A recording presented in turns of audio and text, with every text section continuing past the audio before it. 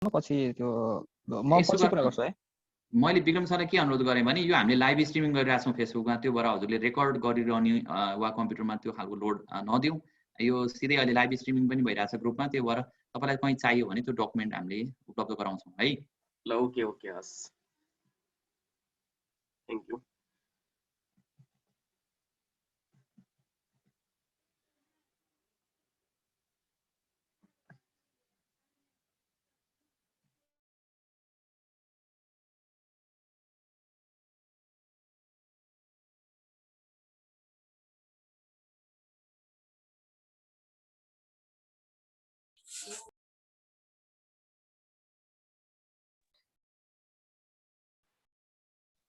Okay, हामी चाहिँ previous क्लासेसमा हामीले चाहिँ फोटोसिन्थेसिसको ओभरअल फिजियोलोजिकल थ्योरिटिकल भनौँ न थ्योरिटिकल फोटोसिन्थेसिसको बारेमा सक्यौँ हैन।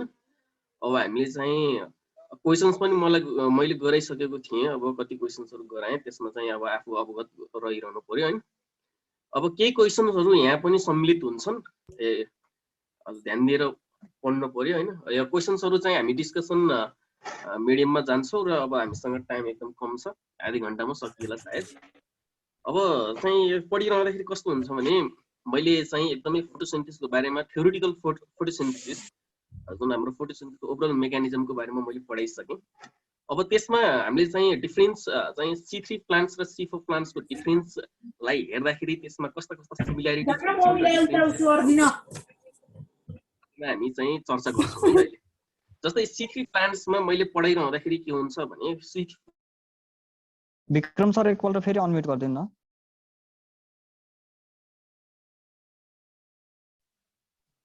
विक्रम सरको म्युट भयो। हुन्छ सर, आयो।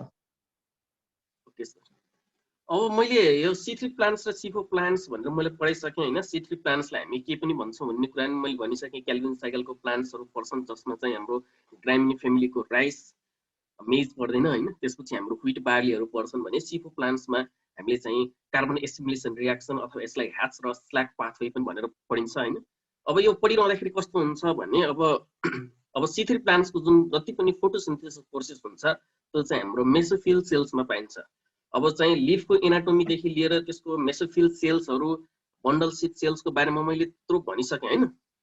अब C4 साइकल जुन हुन्छ, C4 साइकलमा पर्ने एभ्री प्लान्ट्सहरूको फोटोसिन्थेसिस प्रोसेस चाहिँ के हुन्छ भने मेसोफिल सेल्स र दुईवटै बन्डल सिट सेल्समा हामीले प्राप्त गर्न सक्छौँ।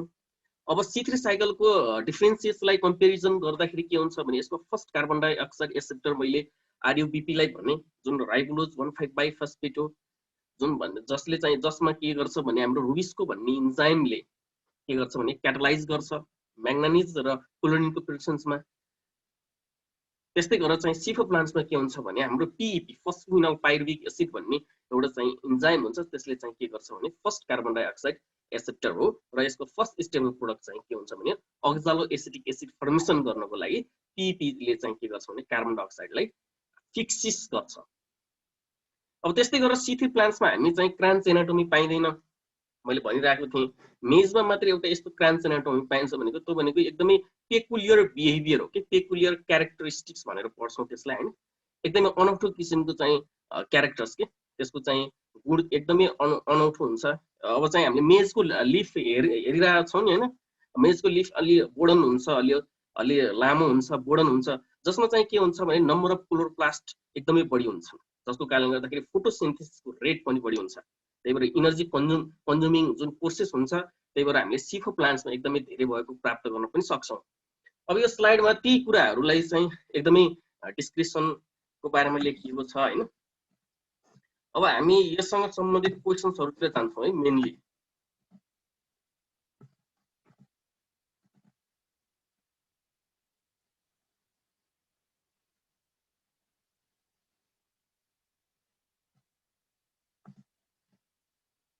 ओके, अब क्वेसन्स यस प्रकार छन् हैन। क्वेसन्समा सुरुमा क्वेसन्स के दिएको छ भने अब चाहिँ यो सेसन चाहिँ अलि इन्टरेक्टिभ भन्दा अब चाहिँ इन्टरेक्टिभ हुन पोसिबल भएन हैन। सबैले चाहिँ च्याट बक्समा लेख्नु होला। अब मैले यहाँ क्वेसन्स पढ्छु हैन, त्यसको एन्सर चाहिँ च्याट बक्समा लेख्नु होला। मैले चाहिँ प्रत्येक चाहिँ जुन क्वेसन्सको एभ्री अप्सनहरुको पनि मैले डिस्क्रिप्सन गर्छु हैन एज आई क्यान। अब क्याल्भिन क्वेसन्स नम्बर 1 मा के छ भने क्याल्भिन साइकल केमा प्राप्त गर्न सकिन्छ, केमा पाउन सकिन्छ भनेर क्वेसन छ यहाँ। भनेपछि अब अप्सन एमा चाहिँ C3 प्लान्ट्समा मात्रै प्राप्त गर्न सकिन्छ कि सबै फोटोसिन्थेटिक प्लान्ट्समा प्राप्त गर्न सकिन्छ कि सबै सिफो साइकल प्लान्ट्सहरू जस्तै ह्यास र स्ल्याक पाथवेमा एभ्री प्लान्ट्सहरू जुन इन्क्लुडेड हुन्छन् त्यसमा प्राप्त गर्न सकिन्छ कि र ओन्ली फोटोसिन्थेटिक प्लान्ट्समा मात्रै प्राप्त गर्न सकिन्छ। यो चाहिँ मैले क्याल्भिन साइकलमा पढिसकेको छु। C3 साइकल पनि भनिन्छ त्यसलाई, त्यसलाई फोटोकेमिकल रियाक्सन पनि भनिन्छ।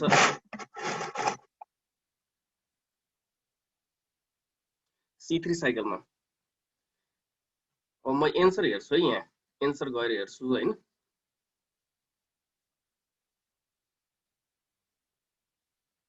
अब मैले यत्रो फोटोसिन्थेसिसको बारेमा थ्योरिटिकल फोटोसिन्थेसिसहरू पढाएँ। अब त्यो एभ्री स्लाइडहरूमा क्वेसन्स पनि राखिरहेको थिएँ हैन। चाहिँ त्यो चाहिँ अलि ध्यान दिएर पढ्नु पर्यो। अब त्यसको चाहिँ पढिसकेपछि अब यहाँ एन्सरहरू त दिन सक्नु पर्यो नि हैन। अब क्याल्भिन साइकलहरू केमा पाइन्छन्?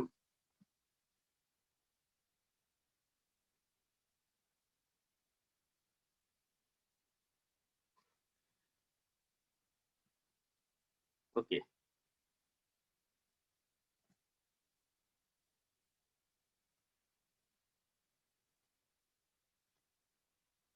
क्याल्भिन साइकल भनेर मैले चाहिँ के मात्र पढाएको थिएँ भने त्यसमा फोटोकेमिकल रियाक्सन जसमा चाहिँ हाम्रो अब चाहिँ प्रोडक्ट भनेको चाहिँ हाम्रो PGA फर्मेसन हुन्छ जुन हाम्रो C3 प्लान्ट्समा मात्रै पाइन्छ, C3 साइकल्सहरूमा मात्रै पाइन्छ। एउटा नाममै क्याल्भिन साइकल छ, C3 साइकल छ भनेपछि एन्सर चाहिँ के हुन गयो भन्दाखेरि यसको एन्सर चाहिँ ओन्ली C3 प्लान्ट्स है। ओके, ठिक छ नि।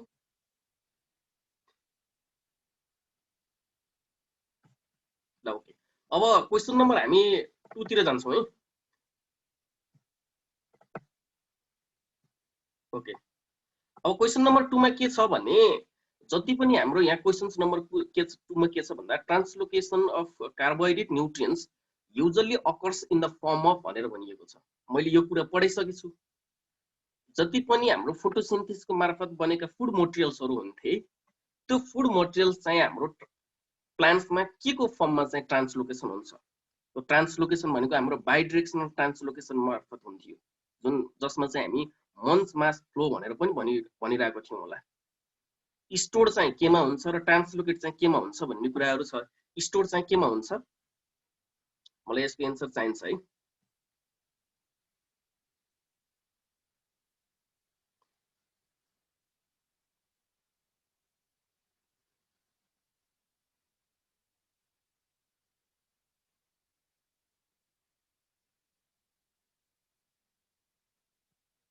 ल ओके, मैले चाहिँ कार्बोहाइड्रेट न्युट्रिएन्ट्सहरू जति पनि जुन फोटोसिन्थेसिसको मार्फत बनेको फुड मटेरियल्सहरू थिए त्यो चाहिँ हाम्रो चाहिँ स्टोर चाहिँ के को फर्ममा हुन्छ भनेर भनिरहेको थिएँ मैले। एकदमै महत्त्वकांक्षी क्वेसन हो त्यो। मैले एन्सर हेर्दैछु है।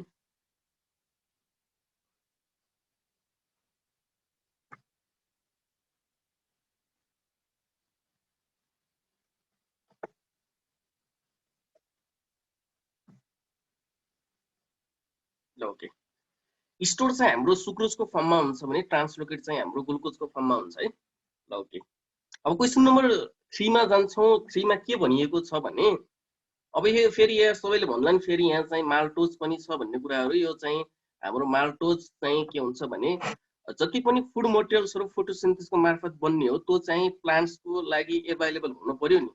अब हाम्रो फुड मटेरियल्स नै ग्लुकोजको फर्ममा भइरहेछ भने अब त्यही चाहिँ के हुन्छ भने ट्रान्सलोकेसन हुने स्टोर चाहिँ हाम्रो सुक्रोजको फर्ममा हुन्छ। अब यसरी चाहिँ आफूले ध्यान दिनु पर्यो है। अब क्वेसन नम्बर 3 मा जाउँ। क्वेसन नम्बर 3 मा के भनिएको छ भने energy for the ATP formation in photosystem first comes from भनेर क्वेसन हो है यहाँ। जस्तै फोटो सिस्टम फर्स्टको लागि एटीपी फर्मेसन हुनको लागि चाहिँ एनर्जी कहाँबाट आएको थियो अरे। मैले त्यत्रो लाइट रियाक्सनको ओभरअल डायग्रामलाई नै मैले रिप्रेजेन्टेसन गरेर त्यसको बारेमा मैले डिस्क्रिप्सन पनि दिइरहेको थिएँ। त्यसमा चाहिँ मैले एक्सपेरिमेन्टली भेरिफाइड गरेको थिएँ एटीपी फर्मेसन चाहिँ अब के कसले गर्दाखेरि हेल्पफुल हुन्थ्यो एटीपी फर्मेसनको लागि। थाहा छ कसैलाई?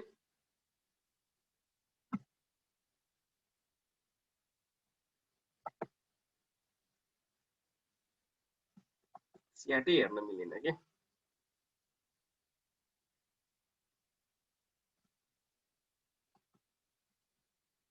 ओके, अब यहाँ के हुन्छ भने मैले त्यत्रो लाइट रियाक्सनको बारेमा भनिसकेँ हैन। लाइट रियाक्सनको एउटा चाहिँ सिक्लिक लाइट रियाक्सन हुन्छ, सिक्लिक फोटोफस्फोरिलेसन अन्तिममा गएर, र नन सिक्लिक फोटोफस्फोरिलेसन भनेर मैले त्यो लाइट डिपेन्डेन्ट रियाक्सनको चाहिँ हाम्रो जुन जति पनि ग्रानामाहरू देखिन्थ्यो, ग्रानामा देखिन्थ्यो, त्यो लाइट रियाक्सनलाई मैले रिप्रेजेन्टेसन गरेको थिएँ, एक्सपेरिमेन्टली भेरिफाइड पनि गरेको थिएँ। त्यो जति पनि एटिपी सिन्थेसिस हुन्थ्यो, एटिपी फर्मेसन हुन्थ्यो, एटिपी सिन्थेसको मार्फत जति पनि त्यहाँ एडिपीबाट एटिपीमा कन्भर्सन हुन्थ्यो, त्यसमा चाहिँ के हुन्छ भने माथि अब चाहिँ फियोफाइटिनहरूले जति पनि के हुन्छ भने इलेक्ट्रोन्सहरू एक्साइटेड भएको कारणले गर्दाखेरि जुन इनर्जी आउँछ त्यो भनेको फर्स्ट इलेक्ट्रोन्स एक्सेप्टर भनेको फियोफाइटिनले इलेक्ट्रोन्स एक्सेप्ट गरेर त्यसको इनर्जीलाई के गर्छ भने स्ट्रोमामा भएका हाइड्रोजन प्रोटोन्सहरूलाई पम्प गर्नमा मद्दत गर्छ, र चाहिँ स्ट्रोमामा भएका हाइड्रोजन प्रोटोन्सहरूलाई त्यसले के गर्छ भने लुमेनमा चाहिँ के गर्छ भने त्यसको पम्प गर्छ।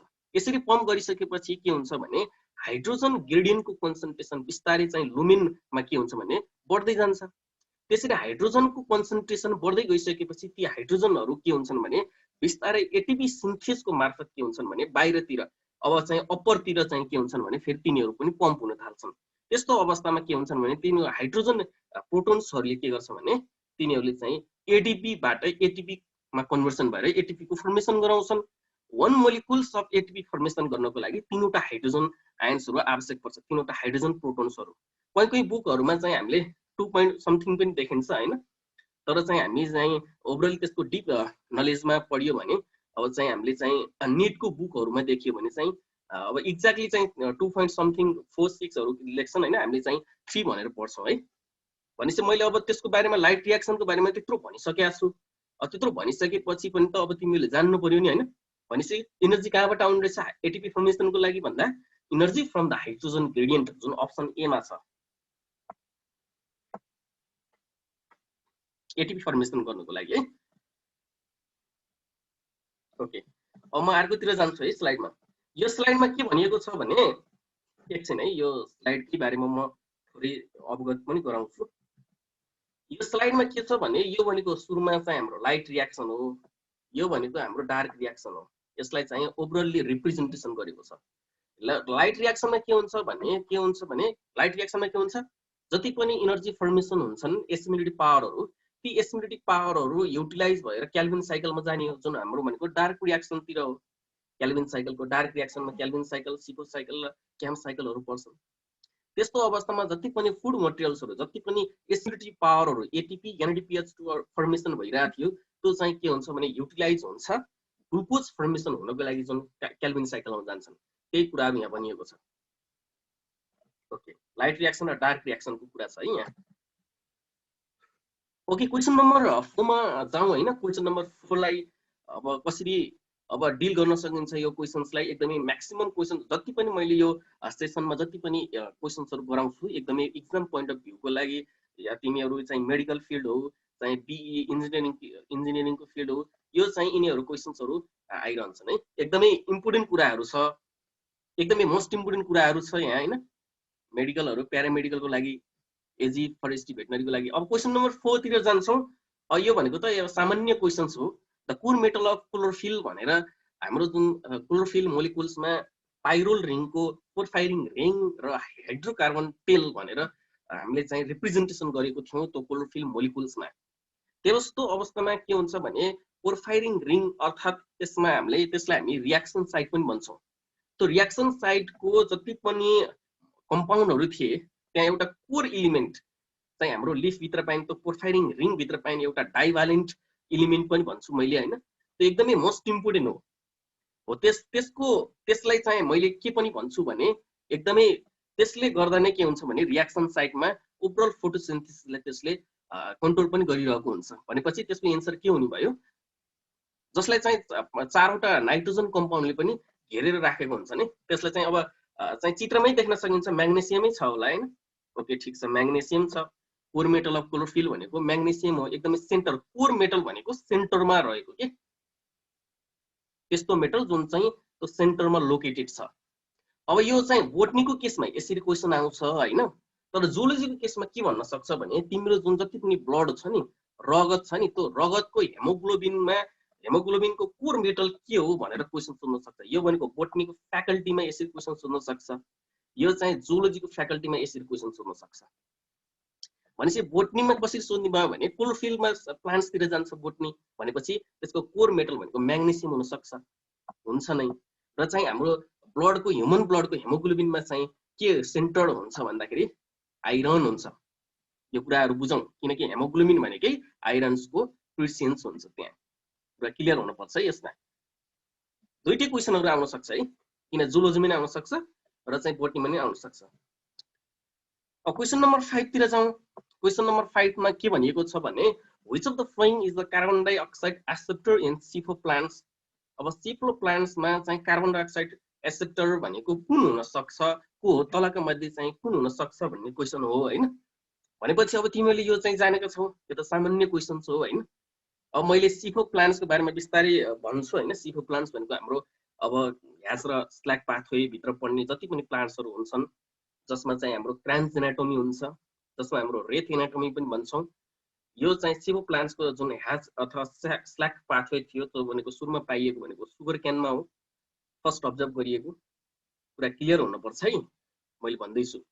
अनि यसको चाहिँ फर्स्ट स्टेबल प्रोडक्ट भनेको हाम्रो मैले भनिदिइसकेँ, त्यसलाई एक्सपेरिमेन्टली भेरिफाइड पनि मैले प्रिभियस क्लासमा गरिसकेको छु, जसलाई हामी अक्जालो एसिटिक एसिड भन्छौँ। कसरी अक्जालो एसिटिक एसिड भन्छु भने पेप भन्ने जुन हाम्रो फस्फोफिनल पाइरुबिक एसिडको जुन हाम्रो पेप कार्बोक्जिलेज, यो इन्जाइमले के गर्छ भने चाहिँ माथिबाट आएका चाहिँ कार्बन डाइअक्साइडलाई फिक्सिस गर्छ, कार्बन डाइअक्साइडको प्रेसेन्समा फिक्सेसन गराउँछ।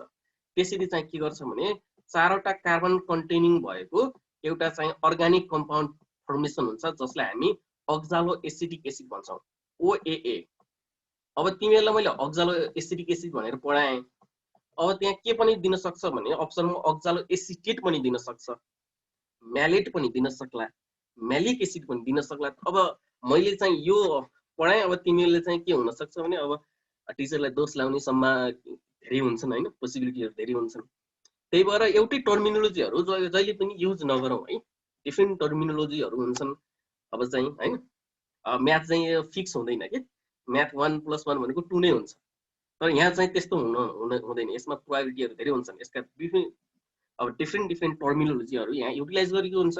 भनेपछि अब पेप कार्बोक्जिलेज भन्ने एउटा इन्जाइमले कार्बन डाइअक्साइडको प्रेसेन्समा फिक्सिस गरिसकेपछि बन्ने अर्गानिक कम्पाउन्ड भनेको फर्स्ट स्टेबल प्रोडक्ट हो।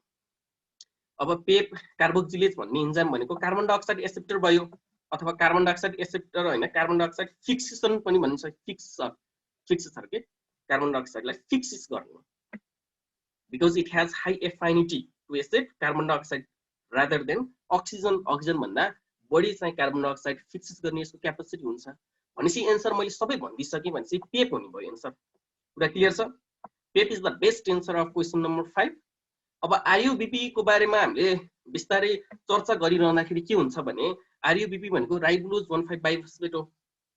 कुरा क्लियर छ? यो भनेको फर्स्ट कार्बन डाइअक्साइड एसिड हो C3 प्लान्ट्सको लागि, क्याल्भिन साइकलको लागि, रिडक्टिभ फोटोसिन्थेसिसका लागि मैले भन्दैछु है। अब यसलाई यो भनेको फर्स्ट कार्बन डाइअक्साइड एसिड हो, यसलाई फिक्सिस गर्नको लागि एउटा इन्जाइम हुन्छ जसलाई हामी रुबिस्को भन्छौँ। रुबिस्कोले यसलाई के गर्छ भने क्याटालाइज गर्छ र त्यसको प्रेसेन्समा first stable organic compound formation हुन्छ, जसलाई हामी फस्फोग्लिसरिक एसिड अथवा फस्फोग्लिसरेट अथवा फस्फोग्लिसर एल्डिहाइड पनि भन्छौँ, अथवा के अरे ग्लिसर एल्डिहाइड 3 फस्फेट पनि भन्छौँ है। यसको विभिन्न नेमहरू हुन्छन्, G3 पनि भन्छ है, G3P पनि भन्छ। मैले तिमीहरूलाई बिहानको क्वेसन्समा राखेको थिएँ, सबैले बिगारेको थिएँ त्यहाँ, त्यसरी कहिले पनि नबिगारौँ। मैले भनिरहेको थिएँ त क्याल्भिन साइकलको फर्स्ट स्टेबल प्रोडक्ट भनेको PGA हो, एउटा PGA हो, अर्को पागल हो PGAL। म अहिले तिमीहरूको चाहिँ यसलाई चाहिँ मैले यसको चाहिँ एब्रिभिएसन के अरे फुल फर्म पनि भन्छु हैन। अर्को G3P भनिसकेँ हैन। अब तीनवटा नेम छ नि। अब मैले त्यहाँ बिहानको क्वेसन्समा मैले त्यो तीनवटै राखेको थिएँ, अनि अप्सन डी मा के भनेको थियो भने option बथ A, C and D भनेको थियो। अब तिमीहरूलाई मैले यति दुःख गरेर चाहिँ केल्भिन साइकलको फर्स्ट स्टेबल प्रोडक्टहरू यो हुन्छ भनेर भन्ने, अनि तिमीहरूले चाहिँ एउटा पिजिए मात्र देख्यौ भनेर अनि त्यही पिजिए लगाउनु भएन नि त। अब रामपुरमा यस्तै किसिमले झुक्काइन्छ। अब तिमीले पिजिए भनेर रट्टा मारेको छौ, अब तिमीले अप्सन ए मा पिजिए राखिदिन्छ क्वेसन्स काट्ने मान्छेले, अनि तिमीहरूले त्यसैमा लगाउँछौ। अप्सन बी सी डी मा के छ मतलब छैन, मतलबै हुँदैन। यो भनेको रट्टा हो। कहिले पनि बुझेर पढाउनु नि त। म यहाँ के भन्दैछु, यो पिजिए पनि हुन्छ, पिजिएल पनि हुन्छ र जी3पी पनि भन्छ। अब अप्सन तीनवटै अप्सनमा तीनवटै यिनीहरूको नाम चाहिँ नामाङ्कन गर र अप्सन डी मा चाहिँ अल भनेर दियो भने त तिमीले पिजिए लगाउँछौ, अनि आएर चाहिँ मैले चाहिँ गाली खान्छु, चल यो पढाउनु भएको थियो हामी यो लगाएको बिग्रियो। त्यो होइन नि त, तीनवटै नामहरू हुन्छन्। यो भनेको फस्फोग्लिसरिक एसिड, फस्फोग्लिसर एल्डिहाइड र चाहिँ ग्लिसरिक 3 फस्फेट, ग्लिसर एल्डिहाइड 3 फस्फेट पनि भन्छ यसलाई। यो चाहिँ जान्न पर्यो। अहिले चाहिँ कपीको पन्नामा लेखेर राख्नु। अहिले मैले भन्दैछु, मैले फिजिकल क्लासमा मैले क्वेसन काट्दाखेरि त्यो बिगारियो भने मैले क्वेसन अनि यो कहिले पनि काट्दिनँ। ओके, ठिक छ नि हैन? किनकि गाह्रो क्वेसन काट्ने भने त तिमीलाई गाह्रो हुन्छ फेरि बिचरा। मैले भनिदिएँ सक्यो, मैले चाहिँ डिस्क्रिप्सन गरिदिइसकेँ। अब चाहिँ तिमीले याद गर्नुपर्ने काम चाहिँ तिमीले गर्नु पर्यो। अब चाहिँ हामी फोटो रेस्पिरेसन क्वेसन नम्बर 6 मा जान्छौँ। फोटो रेस्पिरेसनको मैले त्यत्रो फोटो रेस्पिरेसनको साइक्लिक मेकानिजम, फोटो रेस्पिरेसन कसरी हुन्छ बिस्तारै भन्छु। यो क्वेसन्सलाई मैले टिका टिप्पणी कसरी गर्न सक्छु भने, फोटो रेस्पिरेसन भनेको त्यति बेला मात्रै पोसिबल हुन्छ जब चाहिँ हाम्रो लिफमा कार्बन डाइअक्साइडको कन्सन्ट्रेसन कम र अक्सिजनको कन्सन्ट्रेसन बढी हुन्छ। त्यो कसरी पोसिबल हुन सक्छ भने, हाम्रो जति पनि यो भनेको तिमीहरूले याद गरे कि फोटो रेस्पिरेसन भनेको C3 साइकलमा कमन हुन्छ। यो फोटो रेस्पिरेसन त्यति बेला मात्रै देखिन्छ जति बेला एकदमै त्यो दिन भनेको सन्नी डेज हुन्छ भन्दै आइरहेको छु मैले। त्यो दिन चाहिँ एकदम हट हुन्छ। त्यस्तो अवस्थामा के हुन्छ भने हाम्रो स्टोमाटल पोर त बन्द हुन्छ, अनि बाहिर भएको कार्बन डाइअक्साइड भित्र जान डिफ्युज हुन सक्दैन र भित्र भएको अक्सिजन चाहिँ बाहिर जान सक्दैन। यस्तो अवस्थामा चाहिँ अक्सिजनको कन्सन्ट्रेसन बढेको कारणले गर्दाखेरि आरयुबीपी राइबोज 15 बाइफस्फेटले कार्बन डाइअक्साइडको सट्टामा अक्सिजन लिन बाध्य भयो। कुरा बुझिन्छ? त्यस्तो अवस्थामा चाहिँ फोटो रेस्पिरेसन देखिन्छ र चाहिँ फोटो रेस्पिरेसनमा कुनै पनि ग्लुकोज फर्मेसन हुँदैन र ग्लुकोज फर्मेसन नभइसकेपछि फोटोसिन्थेसिस त पोसिबलै छैन। त्यहाँ मैले भनिराखेको छु, यदि अक्सिजनको एक्सेप्ट गरिसकेपछि रियाक्सन कतातिर जान्छ भने अक्सिजेनेसन रियाक्सनतिर जाँदैछ है, याद गर। त्यसले चाहिँ कार्बन डाइअक्साइड एक्सेप्ट गरेको भए कार्बोक्सिलेसन रियाक्सनतिर जान्थ्यो, फोटोसिन्थेसिससम्म हुन्थ्यो। तर चाहिँ के हुन्छ भने आरयुबीपीले अक्सिजनलाई एक्सेप्ट गर्यो भनेपछि अक्सिजनको concentration in comparison with carbon dioxide is high. अक्सिजनको कन्सन्ट्रेसन कार्बन डाइअक्साइडको तुलनामा बढी भयो। बढी भइसकेपछि रियाक्सन कतातिर जाने भयो? अक्सिजेनेसनतिर जाने भयो। अक्सिजेनेसनतिर गइसकेपछि जति पनि फोटोसिन्थेसिस प्रोसेस हुन्थ्यो स्टप हुन्छ, अर्थात् ग्लुकोज फर्मेसन हुँदैन र यसलाई इनर्जी वास्टफुल प्रोसेस पनि भनिन्छ है। अब यहाँ चाहिँ मैले फोटो रेस्पिरेसनको विभिन्न मेकानिजममा मैले पढाइरहेको थिएँ। यो चाहिँ हाम्रो क्लोरोप्लास्टमा हुन्छ, चाहिँ पेरोक्सिसोममा हुन्छ र माइटोकोन्ड्रियामा हुन्छ भनिरहेको थिएँ। त्यसको बारेमा भनिरहँदाखेरि अक्सिजनको अपटेक चाहिँ क्लोरोप्लास्टमा हुन्छ र पेरोक्सिसोममा पनि हुन्छ, जुन हाम्रो हाइड्रोजन पेरोक्साइडले हेल्प गरिरहेको हुन्छ पेरोक्सिसोमको लागि। तर माइटोकोन्ड्रियामा के हुन्छ भने त्यही कार्बन चाहिँ कार्बन डाइअक्साइडको रूपमा चाहिँ के हुन्छ भने लस हुन्छ। कति % लस हुन्छ भनेर मैले आज क्वेसन राखेको थिएँ बिहानको क्वेसनमा, सबैले बिगारिरहेछ। त्यसरी नगरौँ के, त्यो नबिगारौँ न। मैले के भनिरहेको थिएँ भने माथि पेरोक्सिसोममा के हुन्छ भने दुईवटा मोलिकुल छ, ग्लाइसिन भित्र छिरिरहेछ नि त डिफ्युजन प्रोसेसमा। त दुईवटा कार्बन कन्टेनिङ भएको ग्लाइसिन छिर्यो 1 मोलिकुल, अनि दुईवटा कार्बन कन्टेनिङ भएको फेरि अर्को ग्लाइसिन पनि छिरिसकेपछि 4 कार्बन कन्टेनिङ भएको ग्लाइसिन भयो कि नै? जोड्न त जानिन्छ होला नि त।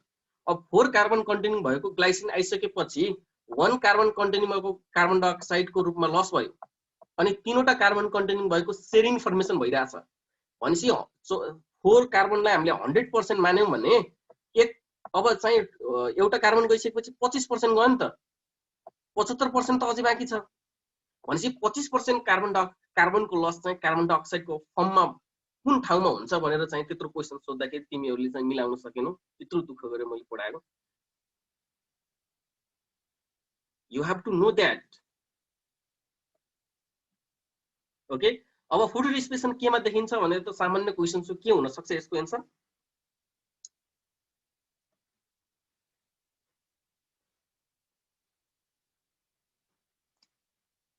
के हुन्छ एन्सर? अभियसली चाहिँ यसको एन्सर पर अक्जिसोम हुन्छ। पुरा क्लियर छ? पर अक्जिसोम हुन्छ। ओके, अब लाइसोसोमको बारेमा अब सेल अर्गानेलको बारेमा पढ्या होला।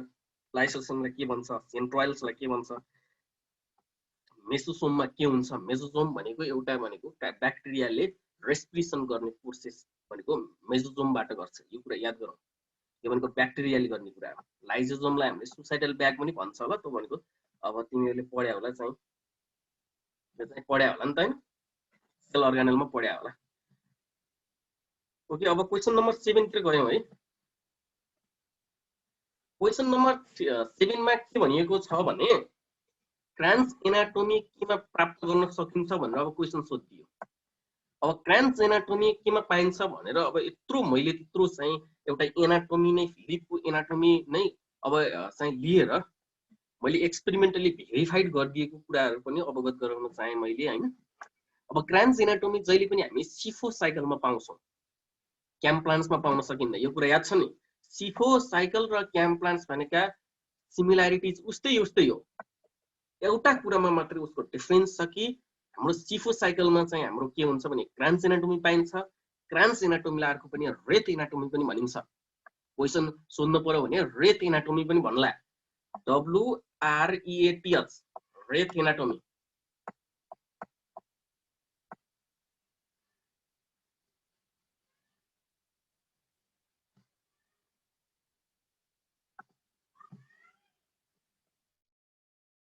हजुर